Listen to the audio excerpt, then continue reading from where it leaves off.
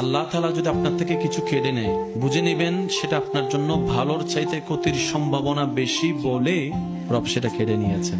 রব দেখছে আমার বান্দা থেকে যদি এটা আমি কেড়ে নিই, সে কষ্ট পাবে 2 বছর, কিন্তু এটা যদি বান্দার কাছে থেকে যায় কষ্ট পাবে আজীবন।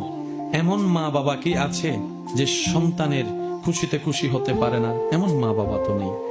তা আমরা মা বাবা যারা আছে, সন্তানের মা বাবা, এই সন্তানের মা বাবারা সব সময় চেষ্টা করে সন্তানের ইচ্ছাগুলো পূরণ করার জন্য।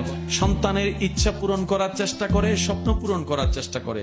কিন্তু ক্লাস 4 এর সন্তান যদি বলে, বাবা আমাকে একটা আইফোন দাও, দিবে? বলেন না দিবে? সামর্থ্য থাকার পরও দিবে? কেন? মা বাবার জ্ঞান বলছে এটা তার লাভের চাইতে রব্বুল আলামিন তার চাইতে বেশি ভালোবাসে। মা বাবা আমাকে যতটুকু আপনাকে যতটুকু ভালোবাসে, এই জিনিসটা